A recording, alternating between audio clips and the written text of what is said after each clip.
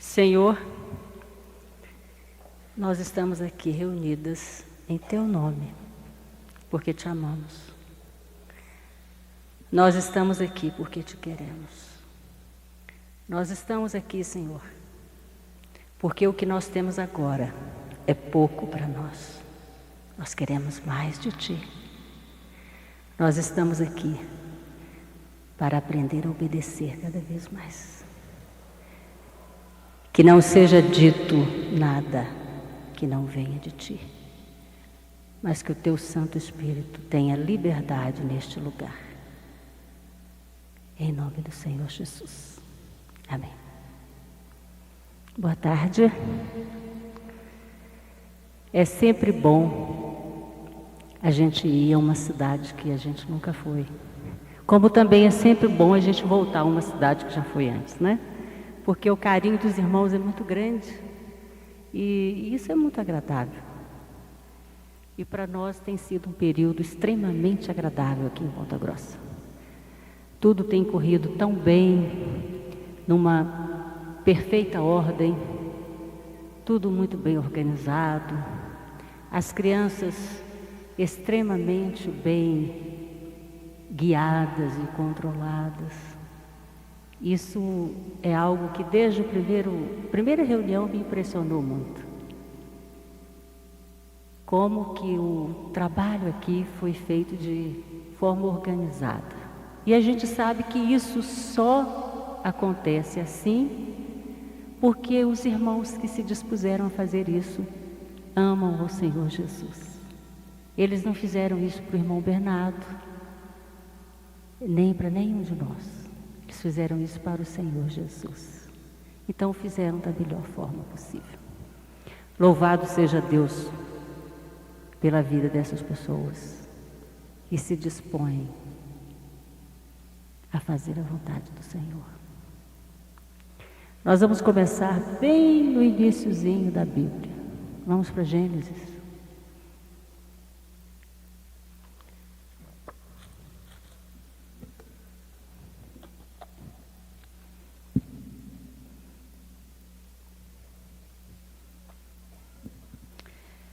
Gênesis capítulo 2.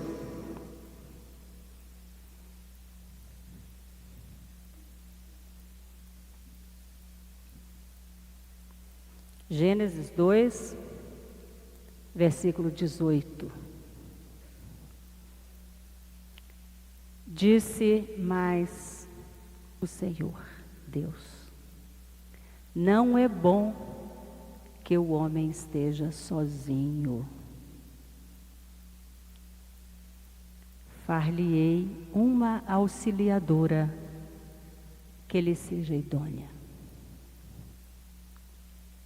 A partir desse instante, minhas irmãs, eu convido vocês para examinarem a sua posição de esposa, verificando se você tem sido idônea no seu casamento. Eu não estou falando de adultério não, tá?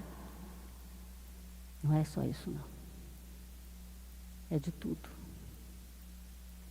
A idoneidade de uma mulher tem a ver com o nível de compromisso que ela tem com a palavra de Deus. Não é com o marido dela. Se você tem compromisso com a palavra do Senhor, você honra seu marido. Você se submete ao seu marido. Você cuida dos seus filhos. Mas é preciso que você tenha compromisso com o Senhor primeiro. Esse é o início de tudo. Vamos ler mais um pouquinho. Versículo 21. Então, o Senhor Deus fez cair pesado sono sobre o homem, e este adormeceu. Tomou uma das suas costelas e fechou o lugar com carne. E a costela que o Senhor Deus tomara ao homem, transformou-a numa mulher e lhe a trouxe E disse o homem, presta bem atenção, não foi Deus quem disse, foi o homem quem disse. Esta, afinal, é osso dos meus ossos e carne da minha carne, chamar-se-á varoa, porquanto do varão foi tomada. O seu marido, quando olha para você, reconhece que você é carne da sua carne e osso dos seus ossos, como Adão reconheceu em relação a Eva? Ou ele tem dúvidas disso?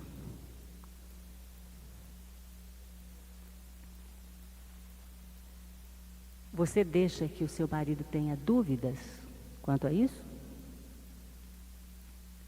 Não importa quem é o seu marido, minha irmã. Eu estou falando com você. O seu marido é problema do Espírito Santo, porque você não dá conta dele. Você não está dando conta nem de você, não é verdade? Nem de você não está dando conta. Da sua teimosia, do seu egoísmo. Isso é da natureza humana. Nós não nos perdemos na nossa própria teimosia, porque o Senhor é muito misericordioso. Mas a verdade é que todas nós somos muito teimosas. Costumamos pensar que sabemos tudo. Mais um pouquinho, 24.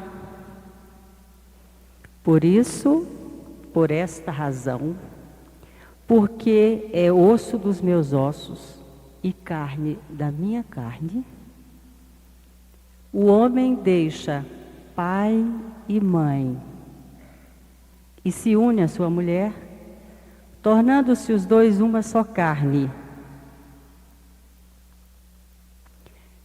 Se você não for com o seu marido um só osso e uma só carne, ele não vai deixar a família dele para ficar com você. Não reclame da sua sogra, a culpa não é dela, a culpa é sua. Se você for uma boa esposa, o seu marido não vai ficar fazendo comparação entre você e a mãe dele. Mas se você negligenciar, ele vai fazer comparações. E você vai ficar em desvantagem. Não seja tola. Não seja tola. Você tem o Espírito Santo para não ser uma mulher tola. É para isso que Deus nos deu o Espírito Santo.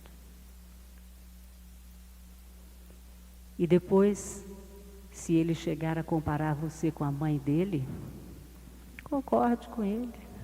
Ela cozinha melhor mesmo, ótimo, ao menos ela cozinha e eu só como.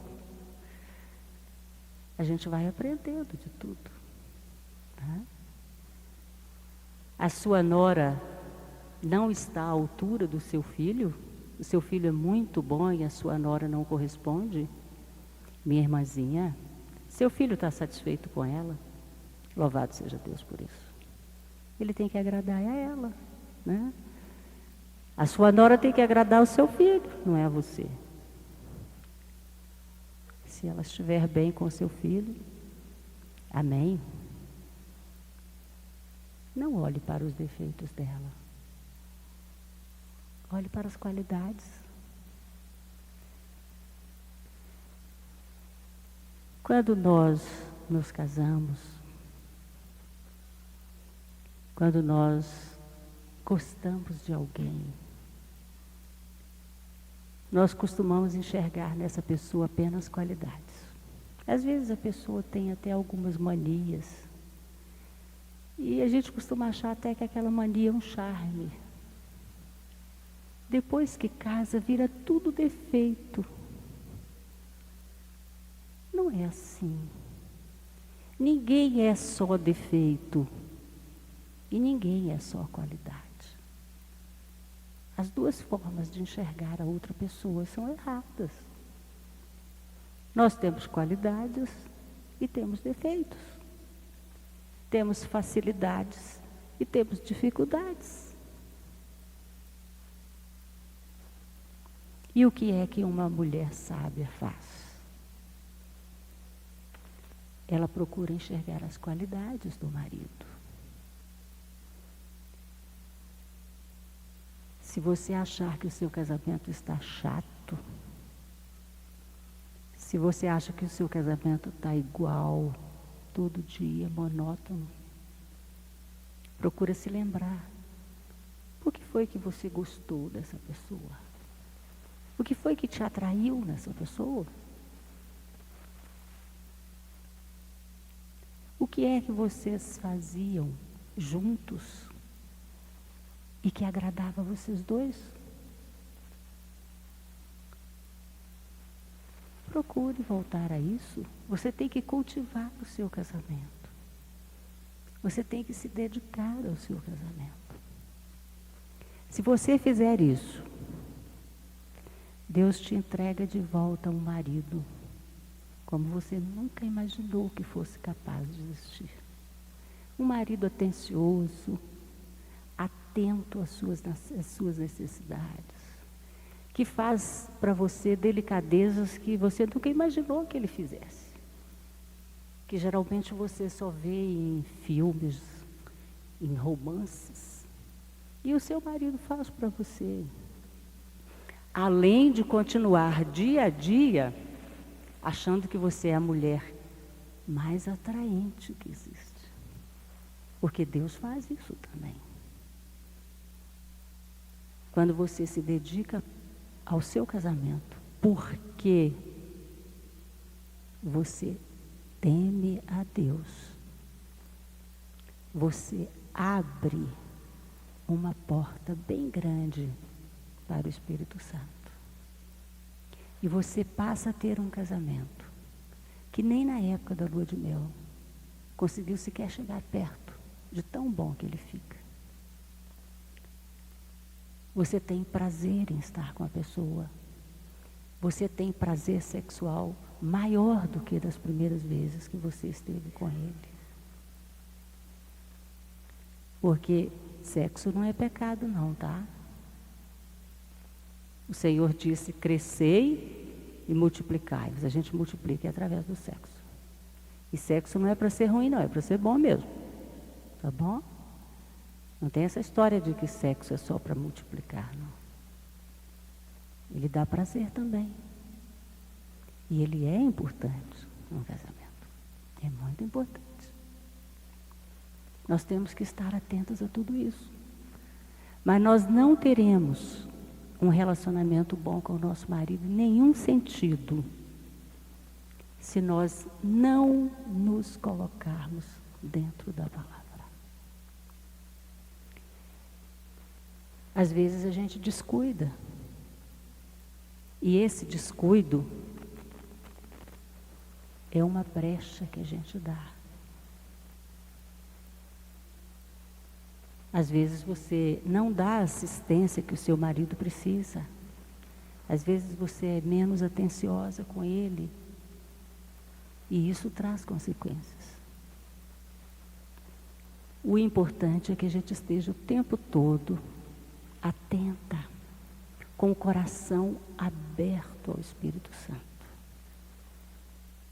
Porque aí você, ouvindo o Espírito Santo, terá condições de corrigir o rumo do seu procedimento toda vez que você perceber que ele não está satisfatório.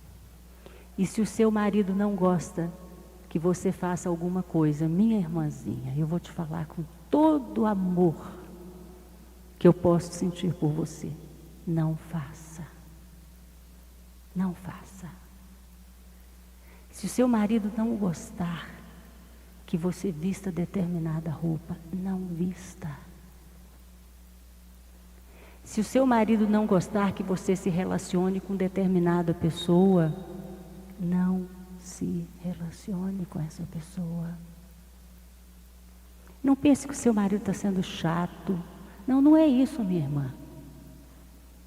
Quando você se casou, você se casou. Você fez uma escolha. Você escolheu esse marido. Foi a opção sua, você não foi obrigada a casar. E nós temos que ser fiéis às nossas escolhas. Nós temos de ser fiéis à nossa palavra.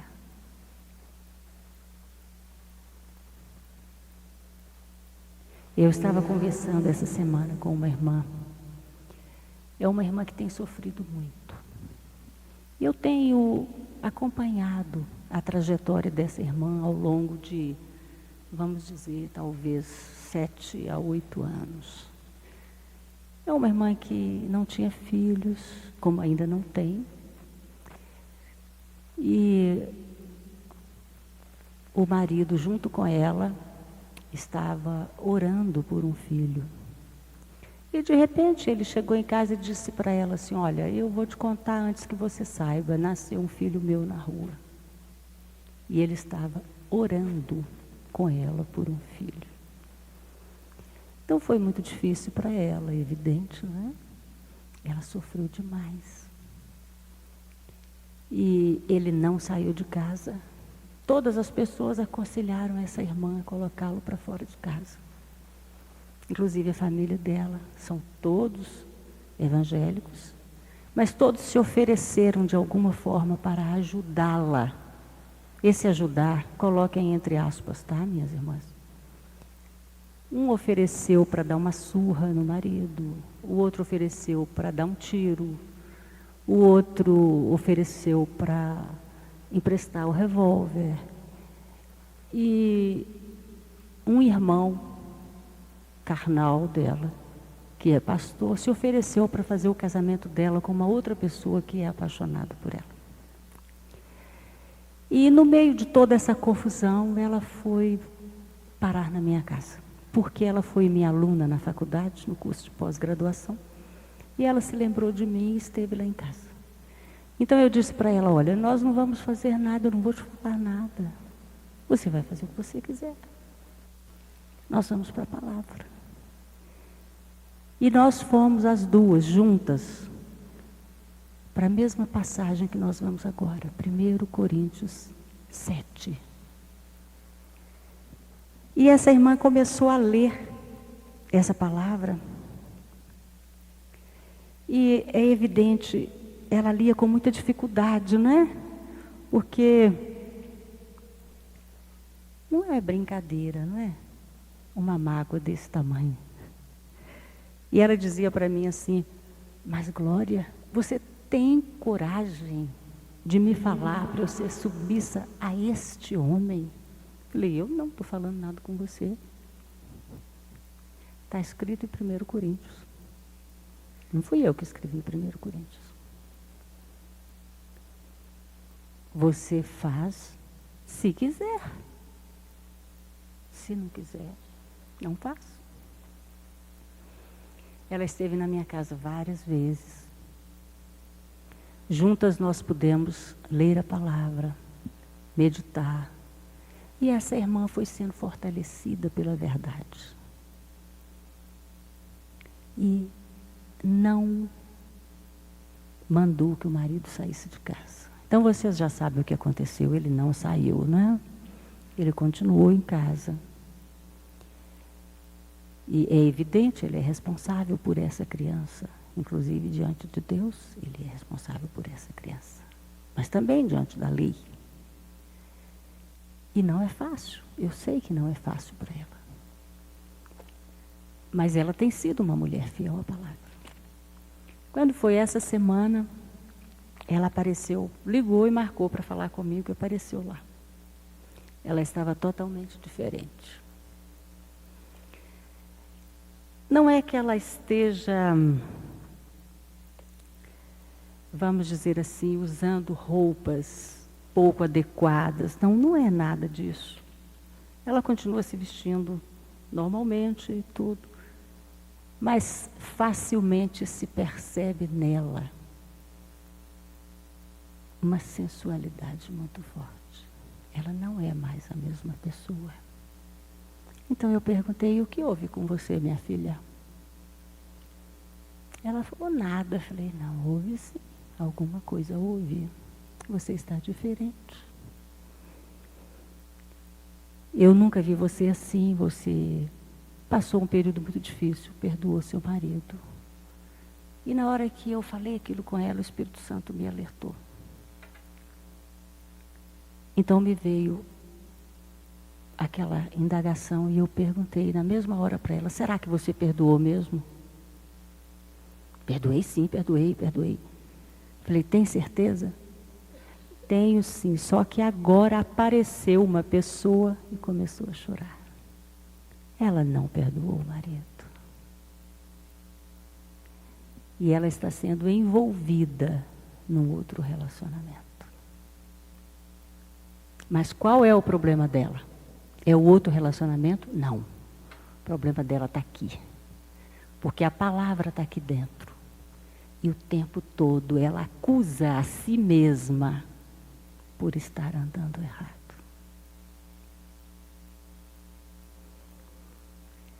Não existe, minhas irmãs, nada mais difícil do que a autocondenação. Se você conhece a palavra, não haja fora da palavra, porque você não perdoará a você mesma essa escolha que você fez.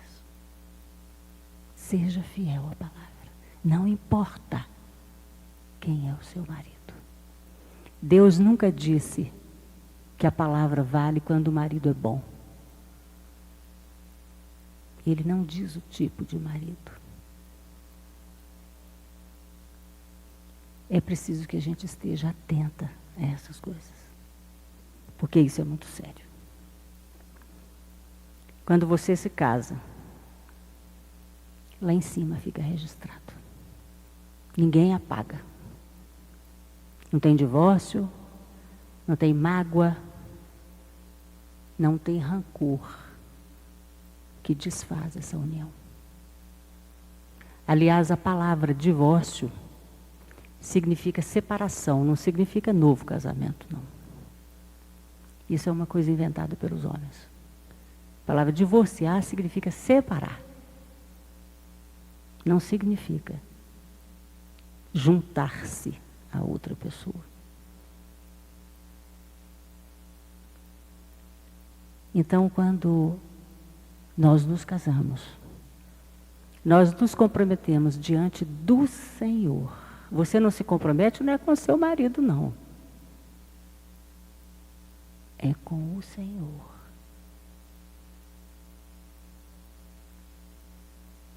E nós não somos umas pessoas ignorantes. Nós conhecemos a palavra. Né? Mas vamos ler aqui a palavra. A partir do versículo 2, não, vamos a partir do 1 mesmo. Paulo está falando a respeito de casamento, né?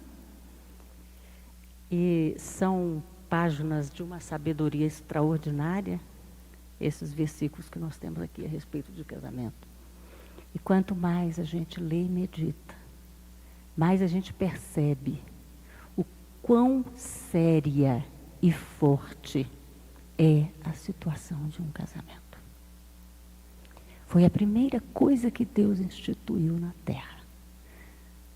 Quando Deus criou o homem, Ele não fundou uma igreja, não. Ele instituiu o casamento. Primeira instituição de Deus na terra. Não é bom que o homem esteja só. Façamos-lhe uma auxiliadora que lhe seja idônea. O que é ser uma auxiliadora idônea? Está aqui. Quanto ao que me escrevestes, é bom que o homem não toque em mulher. Mas por causa da impureza, cada um tem a sua própria esposa e cada uma o seu próprio marido. Isso não quer dizer que Paulo é contra casamento, não, tá? Isso é uma ideia corrente que tem por aí, mas não é, não. Depois Paulo ficou 14 anos no deserto orando em línguas, né? Recebeu toda a sabedoria do alto. Continuando. O marido conceda à esposa o que lhe é devido, significa o que lhe é de direito, semelhantemente a esposa ao marido. É muito comum a gente pensar, eu tenho direito a ser bem tratada, eu tenho direito a ser delicada, eu tenho direito de ser tratada com delicadeza, eu tenho direito de ser honrada em público, eu tenho direito que o meu marido me trate bem, eu tenho direito que o meu marido facilite a minha vida. Tem sim, minha irmã. Tem direito a tudo isso, é muito mais que você nem sabe. Mas a cada direito, minha irmã, corresponde um dever. Porque o seu marido também tem direitos. A palavra diz, semelhantemente, a esposa conceda ao marido o que lhe é de direito. O que é que um marido tem direito? Vocês já pensaram nisso?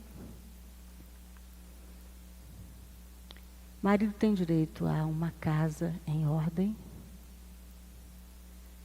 O marido tem direito às suas roupas bem cuidadas. O marido tem direito aos filhos bem cuidados. O marido tem direito de ser honrado em particular e em público.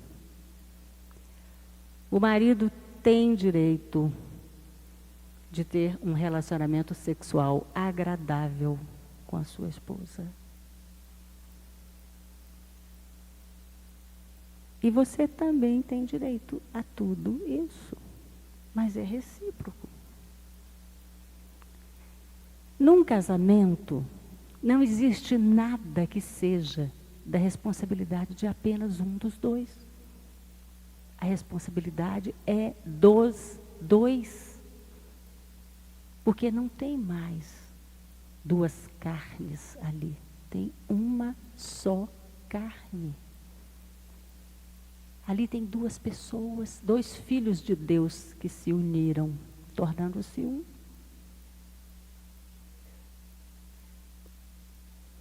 A gente não casa para ficar brigando, nem para ficar um cobrando do outro. A gente não casa para ficar enxergando os defeitos do outro. Ao contrário, nós nos casamos para vivermos em paz e harmonia. De outra forma, seria melhor que não tivéssemos nos casado. Senão seriam duas pessoas infelizes.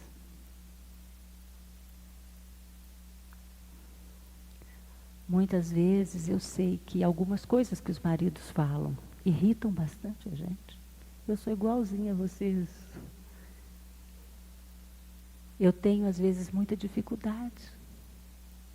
Porque durante toda a minha vida, eu tive uma vida profissional muito ativa. Eu sempre trabalhei fora. E trabalho até hoje, tá, minhas irmãs? Não parei de trabalhar ainda não. Eu sempre trabalhei fora. Então, isso significa que eu sempre tive o meu próprio dinheiro. Eu sempre achei que eu tinha o meu dinheiro, então eu realmente comunicava ao meu marido o que eu ia fazer, mas eu apenas comunicava. Eu não me preocupava se ele estava de acordo, se não estava. Isso realmente nem passava pela minha cabeça. Porque aquele era o meu costume. Né? Até que um dia eu entendi que o que havia de errado no meu casamento é porque eu não era submissa ao meu marido. Eu não pedia opinião para nada, eu fazia o que me dava vontade. É evidente que eu não ficava na rua, fora de hora, eu saía só para trabalhar, tudo bem, né? Mas eu dispunha do meu dinheiro do jeito que eu queria, eu fazia conforme eu queria, fazia na hora que eu queria, eu convidava para ir à minha casa quem eu queria. Isso não é casamento? Pode ser qualquer outra coisa, menos casamento. A casa da gente é o lugar mais importante para a gente. Se uma pessoa desagrada ao seu marido, por que levar essa pessoa para dentro da sua casa? Isso é falta de sabedoria. Quando quando a gente se casa, a palavra é muito clara: deixa pai e mãe. Você vai abandonar os seus pais? Não. Mas a sua família, a partir dali, é o seu marido e os filhos que vierem do casamento. Essa é a prioridade. Se uma pessoa desagrada ao seu marido, por que levar essa pessoa para dentro da sua casa? Isso é falta de sabedoria. Quando a gente se casa, a palavra é muito clara: deixa pai e mãe. Você vai abandonar os seus pais? Não. Mas a sua família, a partir dali, é o seu marido e os filhos que vierem do casamento. Essa é a prioridade. Você vai continuar se relacionando com seus pais. Muitos dos valores que os seus pais te ensinaram, você vai colocar em prática no seu próprio casamento. Mas muitos não. Porque o seu pai ou a sua mãe te ensinou e eles são mais velhos, não quer dizer que é o melhor para você. O melhor para você e para a sua família é aquilo que você e o seu marido consideram mais importante. Se você queria permanecer nos valores dos seus pais, ficasse na casa deles. Agora, sair fisicamente, mas não sair de verdade, só traz contenda e problema. Tenha muito cuidado com isso. Aqui no Brasil, nós somos muito apegados à família. Isso costuma, às vezes, trazer dificuldades. Todo final de semana, não, tem que ir para a casa da minha mãe, tem que almoçar na casa da minha mãe. Não, não é assim. Você pode até ir. É mais fácil? Costuma ser, porque aí não precisa fazer nada. Come lá na casa da mãe, né? Mas foi para isso que você se casou? Ou foi para você ter o seu domingo com a sua família? Você e o seu marido, os seus filhos.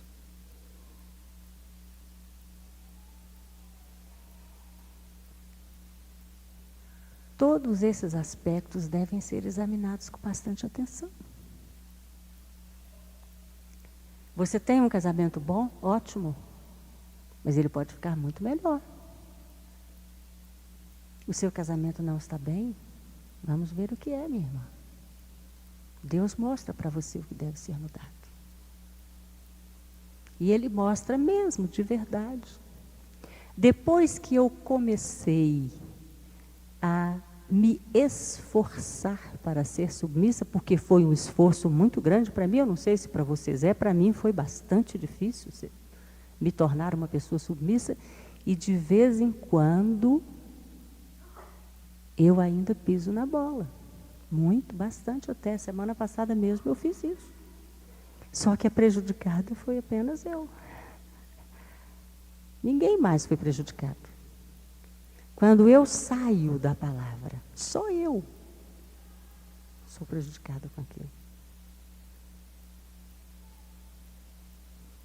Porque cada um é responsável por si mesmo, né? Diante de Deus. Então eu venho aprendendo dia a dia como fazer. Dia a dia eu venho aprendendo a olhar para o meu marido e enxergar dele um homem íntegro, honesto, bom, carne da minha carne, ao qual eu devo ser submissa conforme a palavra diz. Não é por causa dele, é por causa do meu Jesus. Quando nós nos casamos, nós costumamos pensar assim: a minha vida está resolvida. Tem algumas meninas aqui que ainda não se casaram, né? Não resolve não, tá, gente? Marido não resolve a vida de ninguém, não. Só Jesus resolve a vida da gente. Só Jesus, mais ninguém resolve. Quando você se casa achando que o seu marido vai resolver a sua vida, você joga a responsabilidade da sua vida toda em cima dele. É evidente que ele não vai dar conta de resolver isso. E aí você se frustra e começa a tratá-lo de forma diferente, porque ele não foi aquele príncipe encantado que você esperava que ele fosse, que você imaginou que ele fosse. Ninguém é príncipe encantado, tá? Ninguém é. Mas também ninguém é um poço de defeitos. Todos temos qualidades. O seu marido erra igualzinho a você. Você é igualzinho a seu marido. Você tem absolutamente todos os direitos que o seu marido tem. Nós somos iguais, não há diferença.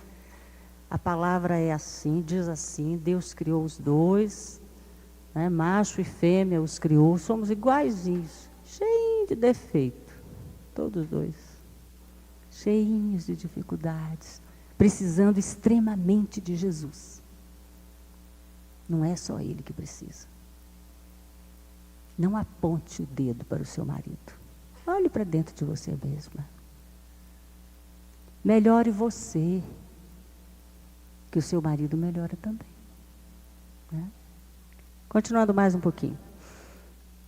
A mulher não tem poder sobre o seu próprio corpo, e sim o marido. A mulher não tem o poder de toda noite ter dor de cabeça. Ô, gente, isso aqui, ó, é corpo. Nós vivemos aqui. As necessidades do corpo devem ser atendidas.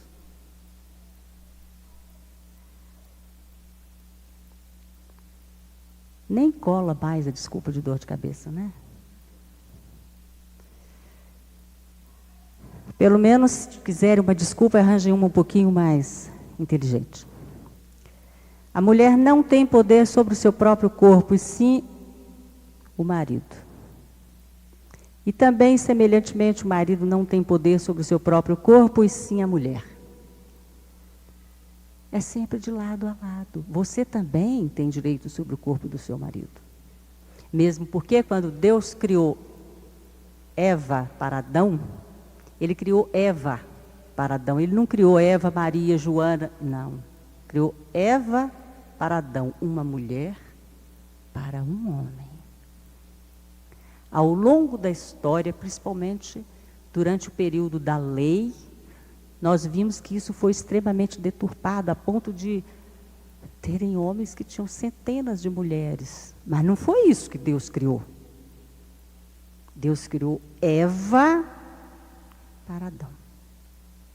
Agora, se o seu marido arranjou outra mulher,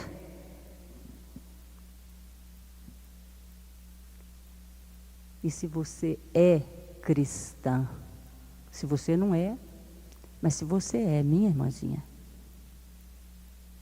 deixa o Espírito Santo limpar isso. Ele limpa qualquer mágoa. Perdoa seu marido. Não perdoa nas suas próprias forças, não, que você não pode. Busca Deus. Deixa Deus limpar seu coração. Se o seu marido gastou tudo o que vocês tinham em noitadas, com mulheres, com negócios mal feitos, minha irmã, não viva do passado. Não fique cobrando do seu marido um dinheiro que ele jogou fora. Quem olha para trás vira estátua de sal. Não vai para frente, não evolui. Seja livre em Jesus. Perdoa, procura perdoar. Busca Deus para Ele te capacitar para perdoar esse marido.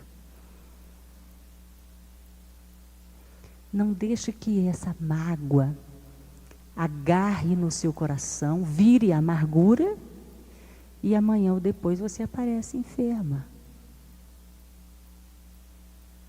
Eu conheço muita gente que tem câncer, que tem artrite, que teve infarto, que teve derrame por causa de mágoa.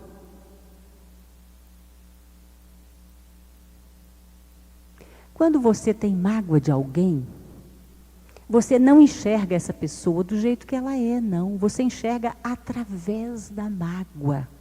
Então você tem uma visão deturpada dessa pessoa.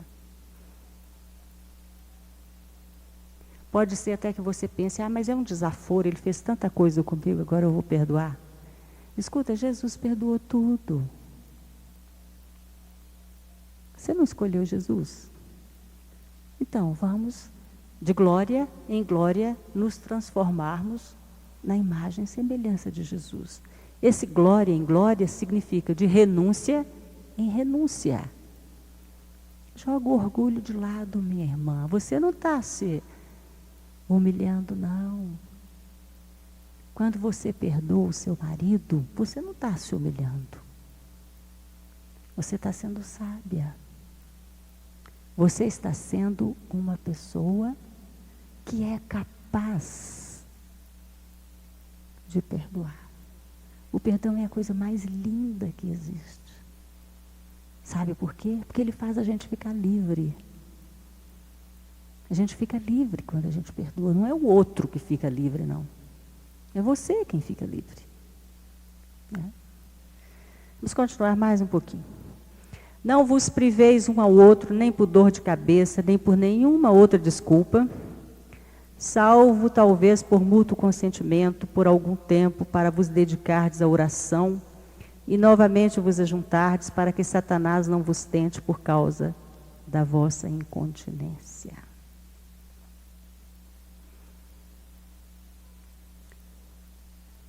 Eu conheci uma moça jovem, ela é bastante jovem ainda, bastante bonita, e que o marido costumava dizer para ela, olha, nós vamos ficar essa semana em abstinência sexual, porque nós vamos orar. Combinavam uma semana. E no fim ela estava desejando todo e qualquer homem que passava na rua. Não entre nisso. Seja honesta com seu marido. Ó bem, uma semana não, 2 dias eu até aguento. Marido e mulher tem que ser assim, gente. Você vai ter vergonha de quem? De você mesma? Vocês não são uma só carne? Nós somos uma só carne com o nosso marido. Então, temos que ter sabedoria em todo sentido. Temos de ter discernimento em todo sentido. As coisas devem ser conversadas, compartilhadas. Isso é comunhão. Isso é comunhão. Isso é muito sério, não é tolice? É muito sério. Se a gente começa a ter comportamentos para os quais não buscamos um ponto comum, um caminha para um lado e o outro caminha para o outro. Daqui a pouco entra uma terceira pessoa nesse relacionamento. E aí a coisa complica cada vez mais. Não é mesmo? Paulo adverte muito aqui, logo adiante, no versículo 9. Depois que ele recomenda que as pessoas que tenham necessidade se casem, então ele diz assim, caso, porém, não se dominem, que se casem. Porque é melhor casar do que viver abrasado. Sabe o que é viver abrasado? É colocar o sexo em primeiro lugar na sua vida. Isso é que é viver abrasado. Ofusca tudo mais. Você só tem aquela ideia fixa. Então, se realmente isso é um problema para você, é necessário que você se case. E é necessário que você tenha uma vida sexual saudável. A palavra diz que tanto para um caso como para outro, é dom de Deus. Tanto para ficar solteiro, como para se casar. Se é dom de Deus, então vamos exercer esse dom com sabedoria, conforme Deus nos dá. Não é mesmo? Vamos reler Efésios 5.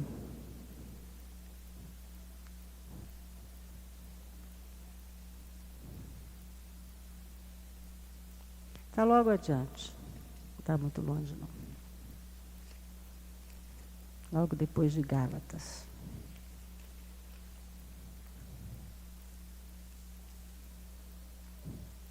A partir do versículo 22. Teve uma vez que eu fui conversar com um grupo de irmãs. Era mais ou menos num ambiente como esse aqui. Só que estava lotado. Era uma convenção lá de uma igreja e por acaso eles me convidaram, que é coisa muito rara eles me convidarem assim. Mas me convidaram e eu fui. E eu havia acabado de escrever o meu primeiro livro, Uma Só Carne, que provocou assim muita... Eu recebi muito telefonema, as pessoas me ligaram demais. E tanto teve gente que gostou como gente que detestou o meu livro. Então, antes de eu começar lá a reunião, eu disse, irmãs, nós vamos ler, eram só mulheres, nós vamos ler então Efésios 5, a começar do versículo 22. Aí uma irmã levantou a mão e me disse assim, irmã Glória, eu pensei que a senhora era uma mulher mais esclarecida, porque a senhora é uma professora universitária, a senhora vem me falar em submissão. Aí eu disse para ela, minha irmã, eu não tenho nada para te responder, a não ser o seguinte, você tem uma Bíblia? Ela falou, tenho. Eu falei, então abre aí. Vê se na sua está escrito o mesmo que está na minha. Tá. Falei, bom, então está respondido. Não sou eu que estou dizendo para você ser submissa. Você pode até não ser, o problema é seu. Eu estou te dizendo que se você for submissa, se você atender a palavra de Deus, você terá um resultado maravilhoso no seu casamento. Eu estou te dizendo isso porque eu própria tenho experimentado isso. Assim, nos mínimos detalhes. Ontem, por exemplo, no hotel, foi muito interessante. O meu marido é um homem muito delicado, sabe? Muito delicado. Muito atencioso. E levaram umas frutas para nós no quarto. Os irmãos, eu acredito que providenciaram isso. E tem uma laranja que lá na minha região a gente chama de mexerica, não sei como chama aqui. Aquela tangerina, ela tem um cheiro muito forte, né? Então ele sabe que eu gosto. Mas eu quase não chupo tangerina, porque aquele cheiro fica nas mãos e eu detesto. Eu acho que mão de mulher tem que cheirar perfume, de preferência francês. Então, ele falou comigo assim, você quer que eu descasque para você? Eu falei, ótimo, ao menos as minhas mãos não ficam com mau cheiro. Aí as minhas ficam, eu falei, é bom, porque aí ninguém chega perto de você. Olha a delicadeza do meu marido. Porque ele sabe que eu não gosto daquele cheiro, mas gosto da laranja. Então ele se ofereceu para fazer aquilo que eu não gosto. Sabe quem é que fez isso? Foi Deus. Nós não tínhamos um casamento assim, não. Nós nunca tivemos envolvimentos com adultério, né, assim desse tipo, mas o nosso casamento era difícil. Era muito difícil. Porque eu andava para o norte e ele para o sul. E casamento não é isso. Casamento é andarem os dois juntos na mesma direção, que é em busca do Senhor Jesus. Então eu vejo o cuidado de Deus nos mínimos detalhes. Muito tempo atrás, quando eu ainda não era convertida, não conhecia a palavra, fui criada na igreja católica, fui criada em colégio de freiras, interna, muitos anos. Eu vesti de anjo, coroei Maria, esses negócios tudo eu fiz, né? Tinha catecismo, passei por tudo que uma menina católica passa. E só depois, quando eu já estava na universidade, fazendo o meu curso de mestrado, é que eu tive um encontro com Deus. Eu me converti porque, para fazer um trabalho da universidade, eu tive que ler o livro de Jó. E lendo o primeiro capítulo do livro de Jó, eu não consegui sair do primeiro. No terceiro dia eu tinha convertido, sozinha. E fui batizada no Espírito Santo e tudo junto. Então foi uma experiência muito forte, né? Mas quando eu ainda não tinha vindo para a palavra, um dia eu estava conversando com uma conhecida e ela me disse assim, o ano que vem eu estou indo para a Europa. Eu vou fazer 50 anos e eu quero passar meus 50 anos em Paris. E eu pensei, não falei nada com ela, mas eu pensei, eu também gostaria de ir à Europa. Isso tem muito tempo, tem uns 30 anos isso. E nunca mais me lembrei que eu havia desejado ir à Europa. Nem falei. Foi há 4 anos atrás, eu fui à Europa. E quando eu estava lá, visitando um museu muito bonito, eu me lembrei que há mais de 20 ou 30 anos atrás eu tinha tido aquele desejo. E eu não tinha vindo para a palavra. Mas Deus não se esqueceu daquele meu desejo. Ele não se esquece de nada, gente. Ele não dorme. Ele está sempre atento. E se você deseja que o seu marido seja de tal e tal forma, não fala para ele que você quer que ele seja assim, não. Fala para Jesus. Porque Jesus muda o seu marido. Só que Jesus só pode mudar o seu marido se ele mudar você primeiro. Ele entra através de você. Cuida de você. Melhora você primeiro. Através da sua mudança, ele alcança o seu marido, a sua família toda. Então vamos ler aqui o que a palavra diz. As mulheres sejam submissas ao seu próprio marido, como ao Senhor. Porque o marido é o cabeça da mulher, como também Cristo é o cabeça da igreja, sendo este mesmo Salvador do corpo. Como, porém, a igreja está sujeita a Cristo, assim também, ou seja, da mesma forma, as mulheres sejam em tudo submissas ao seu marido. Por enquanto a gente vai parar só aqui. Ser submissa. Ser submissa, gente, não é se humilhar não, tá? Há uma diferença muito grande entre jugo e submissão. Deus não está mandando que você deixe seu marido exercer jugo sobre você, não. Deus está dizendo que você deve ser submissa.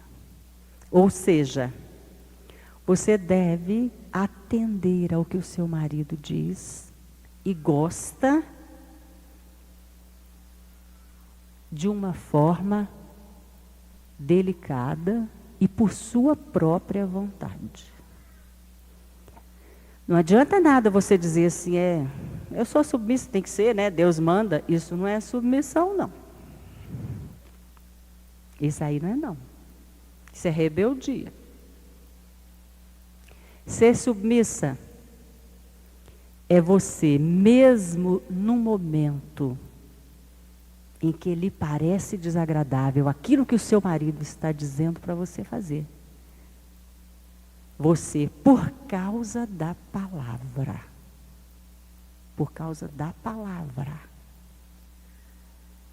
você se dispõe a fazer.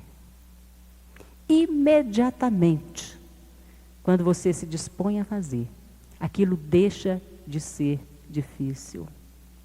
O Espírito Santo limpa o seu coração e as dificuldades aparecem. Você faz com facilidade. O fato de você ser capaz de obedecer à palavra é que muda a situação.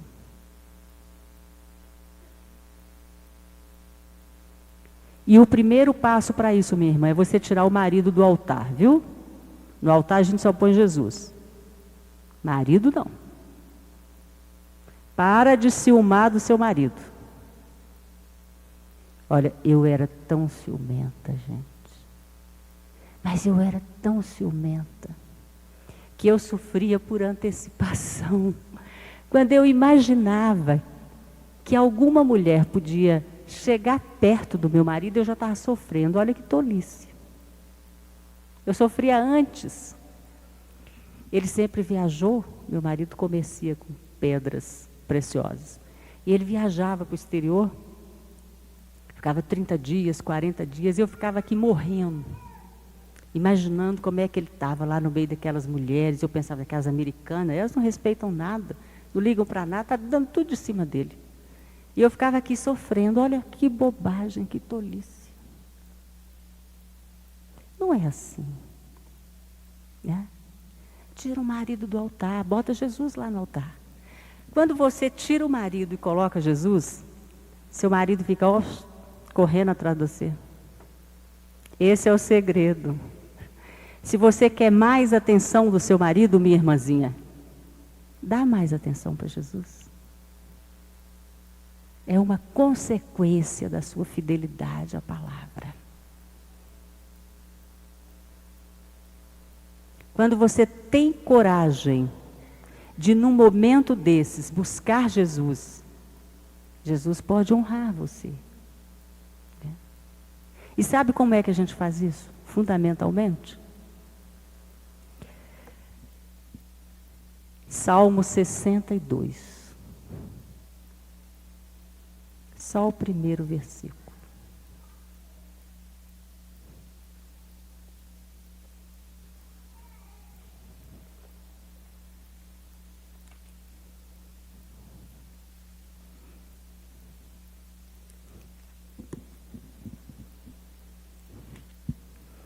E não é só em relação ao marido, não, em relação a qualquer coisa, porque não tem diferença, né?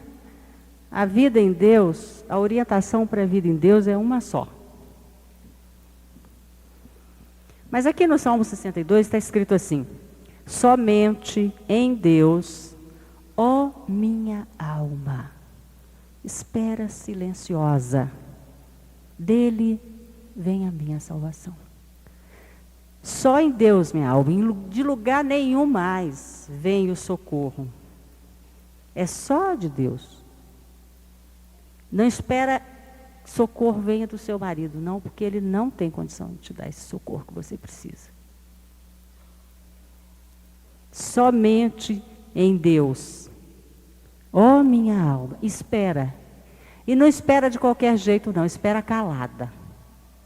Como diz a irmãzinha que eu amo muito. Coloca a sua alma no sol para ela secar e encolher, diminuir. Aí o seu espírito cresce, fica maior, mais forte.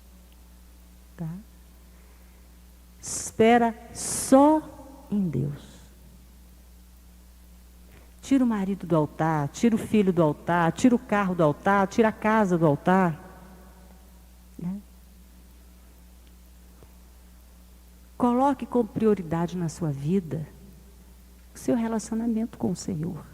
Mas isso não quer dizer que você pode negligenciar a casa, não, tá? Eu conheço muitos casamentos que acabaram, que entraram em dificuldades, que descambaram para o adultério, porque as irmãs não tiveram sabedoria suficiente. E se o pastor dizia assim, amanhã eu quero todas as mulheres aqui para dar uma faxina na igreja. E o marido falava, não, você não vai não, porque você vai... Ah, não, mas eu tenho que ir, né? O pastor mandou. Minha irmã, a palavra diz que você tem que agradar o marido, não é o pastor, não. Tá bom? Se o seu marido não quer que você vá, não vá.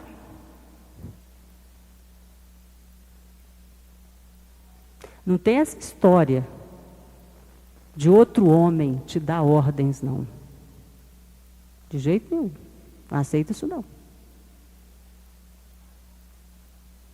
A palavra diz que você é submissa ao seu marido e só a ele.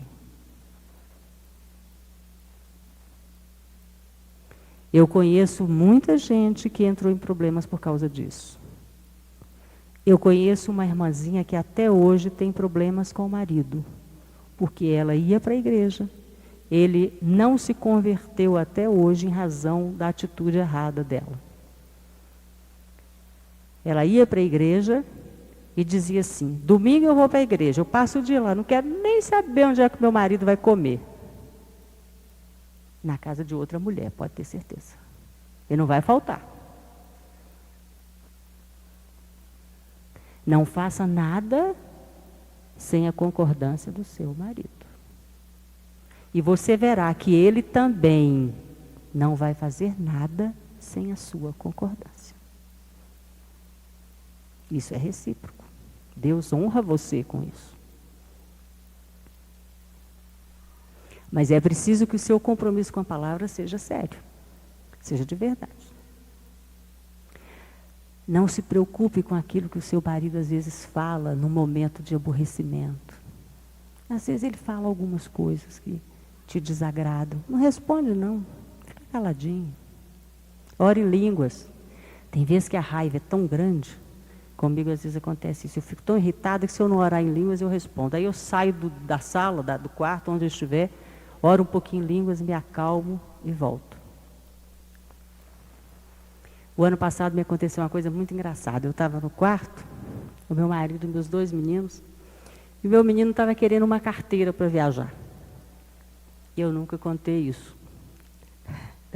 Não sei por que eu vou contar hoje.